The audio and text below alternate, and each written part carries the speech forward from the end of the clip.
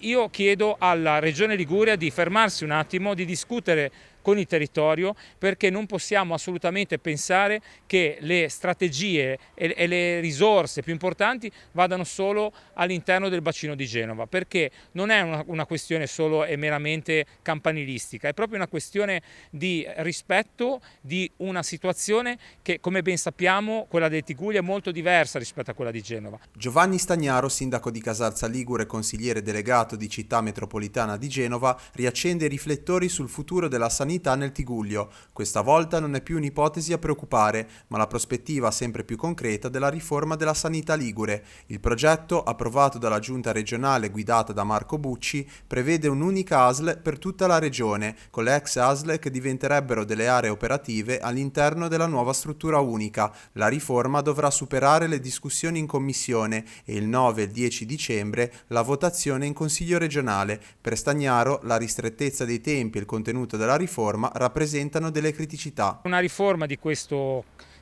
tenore, che diventa veramente una riforma strutturale, avrebbe proprio bisogno di una tempistica diversa, quindi questo è già il primo problema. Il secondo, che nel merito questa riforma prevede innanzitutto l'accorpamento di tutte le 5 ASL in un'unica ASL regionale, che sarà a Genova, e questo comporta assolutamente una forte preoccupazione per il territorio, soprattutto per i piccoli comuni, per i comuni dell'entroterra, delle aree interne, per i comuni che oggi, pur tra tante difficoltà dell'AS 4, hanno avuto e ricevuto un servizio con delle eccellenze importanti all'interno degli ospedali. La riforma, sottolinea Stagnaro, rischia di penalizzare il Tigullio e le sue specificità. Non dobbiamo fare una campagna per noi con la bandiera del Tigullio, però bisogna dire chiaramente che c'è un disegno dietro che ci pare venga fuori, che è partito